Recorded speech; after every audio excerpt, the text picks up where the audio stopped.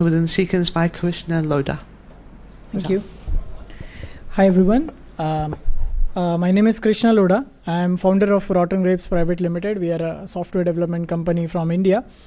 Today we are going to talk about getting Sentinel data within seconds using STAC, SpatioTemporal Asset Catalog. And I also did a workshop about this in this FOSS4G on the first day. And this was really interesting thing for a lot of people who attended it, because this allowed them to think about how they can process this STAC-based data without ever having to download till like very last moment, which is like really powerful, because if you ever want to do the time series analysis or something like that, you're going to get in trouble if you don't find a way to do it in an optimized manner. So the outline of this presentation is going to be what is STAC, why we need STAC, what problem is it solving, the components of STAC and the ecosystem, important websites that you need to know if you want to get started with the STAC or if you want to be in the loop of the progress, use case and example, organizations which are maintaining and supporting STAC, and a couple of demos as well. So what is STAC? STAC stands for SpatioTemporal Asset Catalog. And when a lot of people who knows STAC, they think that, okay, STAC is only about like putting satellite data together. But that's not true. STAC is the general sense of putting everything that has the temporal aspect to it together. So if you are a point cloud generation company, and if you want to figure out how do I do survey every now and then and make sure my data is very well organized as well as accessible to anyone, STAC is the answer for you. And that means everything: imagery, point clouds, vectors, everything. And it is so widely used because it spits out a JSON, which is very well accepted by the entire development community. It is designed so that the catalogs become more searchable, interoperable, and easy to host, meaning that mostly this metadata and these JSON files are going to be static files, so we can store it in objects and also make a dynamic APIs out of this. So what problem it is solving? First is fragmented metadata, because every company, whoever is let's say collecting the data, might have their own way of storing the metadata, which is very much optimized for their own company. But the moment they decide to make this data public, this might become a problematic scenario. Hard to discover assets. So like even if you have public data sets, and this is typically true where we work, mostly public data sets are not so easy to find. That is because metadata are not very well written, and even if they are written, it's not very easy to search. And the cloud native workflows. So we need something which is cloud native, which means that it is lightweight and it is object store friendly catalogs. Interoperability, meaning that if we decide to use some another tool, we should be able to do that, which means that you have to have a solution which is interoperable. And how STAC solves this problem? It provides a minimal extensible JSON schema that is very easy to implement. Works with static hosting. As I said, like it can be S3 HTTP, or it can be even a dynamic server. And extension also let you do domain specific metadata thing without ever having to break the core compatibility. We will have a look at the core compatibility. And here are some components that actually defines the STAC. So first we have the URL, which will actually spit out all the, it's essentially a catalog, which is a hierarchical container of metadata. Then you have collections. So collection essentially means all the things or all various types of things that you are storing in your STAC collection. So for example, in this case, we are looking at the AWS Element 84 STAC collection, and they have a lot of things like Sentinel-1, Sentinel-2, Sentinel-3, etc. And then when you look at any particular collection, then you can go inside the item, and that's where you will see a GeoJSON representing that particular collection. And this will show all the items. Basically it can show all the items, but most of the time there will be a limit to it. So you can see like 10, 20 or 100 items at any point of time. So this particular endpoint becomes very useful when you just want to do the feasibility study. If you have your own area of interest, and if you want to figure out that in, let's say in last 10 days, how many Sentinel-2 passes have been actually intersected your area of interest, you can run this and it will give you all the items. And then when you open a particular item, then you get a GeoJSON feature representing a single item. And this will have all the information about that one particular item, which means the bounding box, the actual geometry, all the assets, all the properties which are metadata like cloud cover, sun azimuth angle, etc. So the core specs of stack specifications is item, collections, catalog, and then you can extend that by having a search or item collection endpoints or conformance to the OGC APIs. You can also use extensions like EO or SAR or item statistics, label, data cube, etc. And there are a lot of tools available around stack specification, particularly the one that you like. If you are from a Python universe, most likely you are going to use PyStack client. If you are in JavaScript, then there is Stack.js, and there are a lot of publicly available servers that you can consume the data from, like Planetary Computer by Microsoft, EarthSearch by AWS.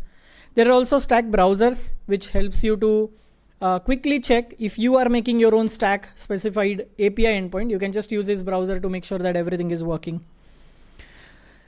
Important links. So stackspec.org is a homepage for stack specification. So you can always check this out for the latest update. Then there is a stack browser. We will have a look at this stack browser. And then there is a Google group for discussion. And I think CNG also has a Slack group for stack related things. So yeah, that's also there. So if I open this link,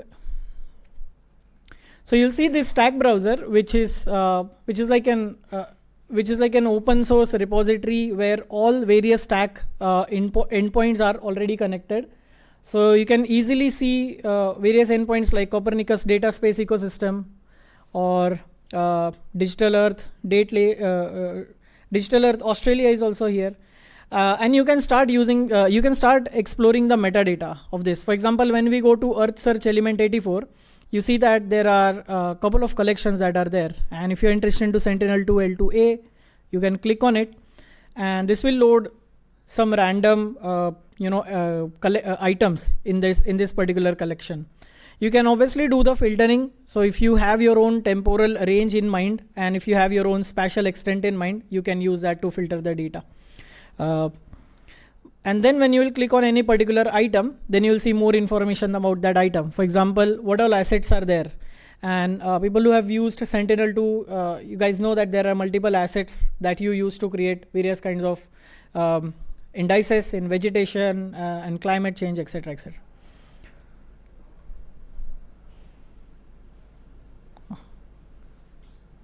Where is my presentation? It's gone.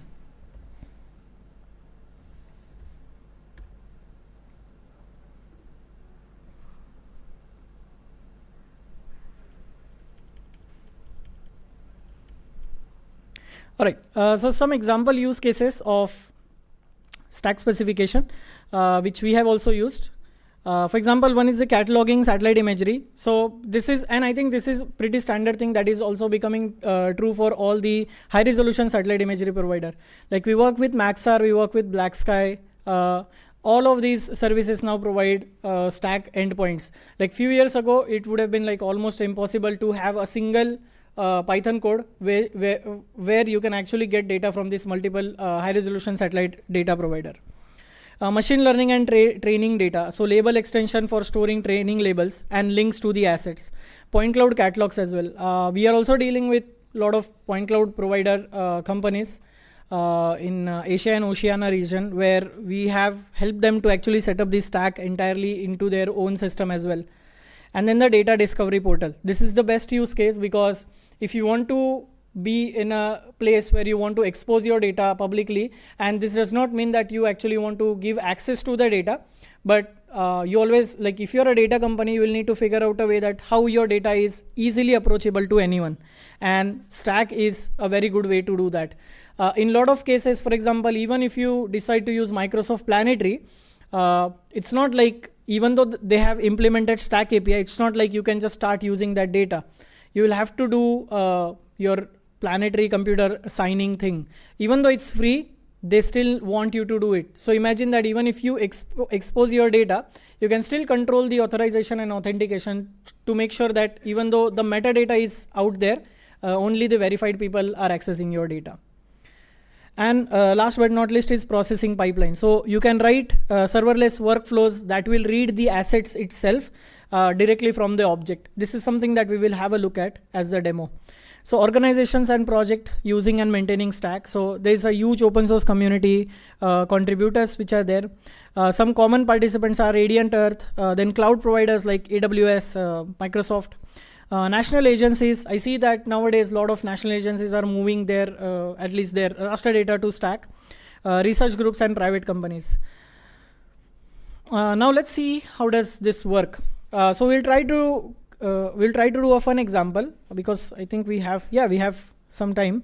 So we'll try to create a LULC map based on a quarterly data. Now, if you have done LULC or let's say any kind of vegetation indices or any kind of things like that, you might know that the steps will involve following things. First, you have to get your area of interest and download all the data, let's say from Sentinel-2. Here we want to do the LULC map based on the quarterly data. That means for my own region, and if it's a big forest, you will have like multiple small Sentinel-2 tiles. So you'll have to download all of those tiles, and each tile, each band is going to be, let's say like 200 MB. That means you are going to spend like around 1 gig per tile per date. So if you end up having like 100 tiles, it's like 100 GB of the data that first you are downloading. All right. The second is combining all this data together so you have a unified mosaic. The third would be to clipping your area of interest from that big mosaic. And then you start doing calculations, which means let's say you will calculate NDVI, NDWI, and then you will apply the rules of LULC, and then finally you will again re-export the GeoTIFF. So in this entire thing, you have already downloaded 100 GB worth of data, first of all, and then you did the clipping and everything like that. So let's have a look at that. How do we approach to this problem and how do we solve this using Stack? So first, we will install a couple of packages. So first is PyStack client, which is a discovery kind of like a Python package, which will help you to discover things from Stack endpoint. Then we have ODC Stack, which is the Open Data Cube Stack package. And third we have is Rio Xarray, which is like a combination of raster Rio and Xarray. So we start by importing all three packages. And then first we would like to get all the footprints or all the items available for our own area of interest. So here I have started with the element 84. And then I placed my area of interest and my date range. So here I'm going from 1st January till 31st of March. And I'm searching for all the collections available, all the items available for this collection, Sentinel-2 L2A, for the catalog of element 84. All right. And when I search this, I'll get like 118 items. All right. So the next thing is that we are not going to download these items. We will simply load these using the ODC. And we are going to group them by solar day, and we are going to use a chunk of 1024 by 1024 pixel. Now this is optional, but if you are going to work with big area, it's always good to do chunking, because if you implement Dask or any other parallel computing solution, you'll be able to chunk your data and then use it. And then we say that, okay, we want resolution of 10. And this is really interesting because if you work with Landsat, which has like bigger resolution, and sometimes if you have your area as a small, and if you try to clip it, you will still get the entire big pixel. And this will not look very good in visualization. So what you can do with resolution is you can control that. And when I say that, okay, if I have a 250 meter resolution pixel, and if I say 10, then it will divide that 250 meter pixel into smaller pixels of 10 by 10 meter. So this makes it easier if you want to export the data as a PNG or JPEG, whatever, later. And this will actually generate a data set. And here we can see that we have y-axis as 697 pixels and x-axis as 732. And then we have 26 timestamps. So what we have done is we have actually grouped them by the solar day. So sometimes in Sentinel-2 you will have multiple passes of the same place, same time with like 2B and 2C, things like that. So here we combine them by the group by parameter. And here now we have 26 items that we can browse through. But we will not do that. We will just ask ODC or the XRA itself to make the median based on the time. And by doing that, now we have a single mosaic which contains the values, the median of each pixel's value from that 26 timestamp. And then we just simply calculate NDVI and NDWI based on the formula NIR minus red upon NIR plus red for NDVI, and green minus NIR upon green plus NIR for NDWI. And then I will use this simple rule for LULC classification. So I will not read this entirely, but just to give you the idea, we are creating one more X array based on the previous X array, this NDVI X array, and we are just putting some condition where we are checking each pixel, and then we are checking the value of both indices that we created, the NDVI and NDWI. And based on these conditions, we are assigning the number like 1, 2, 3, 4, 5 to these various things, all the way up to 6. And at this moment, till this moment, we have not downloaded the data. Everything has happened in the notebook itself. And if you run this entire thing, probably this is something that might take a couple of seconds because it is going through all the collections. This will take like 1 second or 2 seconds. And then DS median is going to take like 0.05 seconds. NDVI and NDWI is also going to take like 0.05 seconds. LULC is also going to take like 1 or 2 seconds, that's all. And at this point, you have LULC with you in your system. So if you want to do any kind of calculation, like for example, if you want to figure out how many water pixels are there, based on which you can actually calculate how much water area is there. And if you want to do time series, you can just do that without doing median. So for all 26 timestamps that we got, we can run this one by one and get LULC for every single timestamp. It will happen within fraction of seconds. And at the end, if you decide to export this is where the Rio XRA will jump in, and you will actually export that into the TIFF file. This might take few seconds, like in my case, it takes around 25 to 30 seconds for this particular example. But this will actually generate the the image that we were looking at when we were discussing about this example, this one. So you can see that within a single Python script with just bunch of cells, we were able to create the LULC for the quarterly. And because it is entirely in Python, if you want to even do it, let's say for 5 years range, if you want to do a quarterly LULC, you can do that by simply moving this entire script into the loop and giving the different date range. That's all. I think, yeah, that's all for my talk. And we all welcome you to FOSS4G Asia. That's happening in January 2026. If you have any question related to the talk or even related to FOSS4G Asia, this is my email ID. You can always reach out to me. Thank you.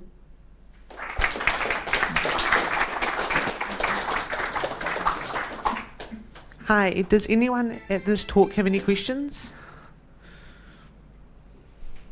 Yeah. Great talk. Thank you. STAC's pretty awesome. Do you have any tips for navigating and discovering data at that, like across all of the, I guess, different catalogs? For instance, Planetary Data, Element 84, and there's like, loads of others. And I haven't necessarily found the search functionality to be too obvious. Yeah, any thoughts like? You mean like search on multiple endpoints in one go? Is what you want to do? Yeah, probably. Well, either discovering them just through the web portal before you pick a catalog. Yeah. Or Stack Browser is search. Stack Browser is a solution for that. It has everything in it. Yeah, it does. It also has Microsoft. But let's assume that if we say that Microsoft Planetary is not here, what I'll do is I'll simply go to Microsoft endpoint. For example, this one is for Sentinel 2, but I will actually go to just this V1. That's all. So everything before collections. And I'll copy this link and put it in the Stack browser and ask it to load. And then it will load all the collections that I can go through. Yeah, I guess without clicking through each of them though to see what's in there, have you done something like else for data discovery? So generally when we will work on a problem statement, client will actually tell us, or probably based on the research paper that we read, we will know that, okay, I want to do something with Sentinel-2 only. But in case of PyStack client, you can actually load Sentinel-2 and Landsat within a single call as well. And if you want to know more about if you want to know more about what is Sentinel-2, right? So that's where this JSON that is exposed will help you. So this one will give you more information about that, like just this Sentinel-2. So this will have information like the description and what kind of assets are there and everything like that. So this can be helpful. Great, thanks. Yeah, I guess even with that though, Planetary Data has Sentinel-2, Element 84 has Sentinel-2, Yeah, Copernicus have Sentinel-2. correct. Okay, cool, thanks, Steve. Yes. Thank you, Krishna. Great talk. Yes. I'm sorry. I have a kind of a naive question. You went through it fairly quickly, and I'm trying to distinguish the idea of a catalog from the idea of a collection. Do you have a sort of a quick way of describing that? So catalog is just going to give you a bunch of API endpoints. So let's have a look at this one over here. So when you go to V1, you will see, for example, this is the base URL, and this will just talk about what all different endpoints are there. Like conformance is going to be there, which is like a OGC API friendly. Collections is going to be there. Then the search is going to be there. So catalog is like all the endpoints that exist. So for example, there are two ways how you can get to a Sentinel-2 item. One is by going /collection /Sentinel-2 /item and /ID of that item. Second is by directly using search API. That's also possible. So in catalog, you will see all the endpoints that are available by that provider. So someone else might not implement search, and they will say that, okay, if you want Sentinel-2 data, go to collection, item, blah, blah, blah. But someone might say that, okay, we have a easier way for you to get the data, just use a search. So catalog is just that all API endpoints in a single page. And collection is the actual ID of that satellite or that particular use case that you have. So if you're working in point cloud, like we have various, like we have a client where the devices that they are using, so various companies, they have collection ID based on those particular name of those particular, the hardware, so to say. So collection is something where that's actually is going to contain the data in it. So collections will have items in it, and catalogs will just have API endpoints in it. Yeah. Are there any more questions?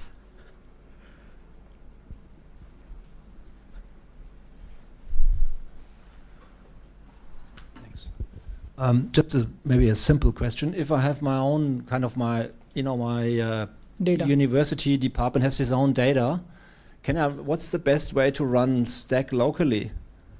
So can I set this up myself on a server? Yes, you can do that. There is I don't remember. There is a package available by Development Seed, I think, which is about like how do you make your own STAC API. Yeah. So like STAC specifications are more about like how do you make that metadata and what things are mandatory to have and what things are not mandatory to have. So this is something that we help to set up companies who actually have tons of data and they need to figure out how do we make a metadata properly. Somehow STAC wouldn't have the possibility that I can edit or the metadata through STAC? So that's probably something that you will do with the backend connection that you have made to, let's say, GeoNetwork or something like that, which is more like a editing and an updating tool. And STAC would be just the endpoint which will help people, for example, like us, to consume your data. Okay. Yeah. All right. Thanks. Yeah. Thank you all for coming and thank you for presenting. Thank you. Thank you all.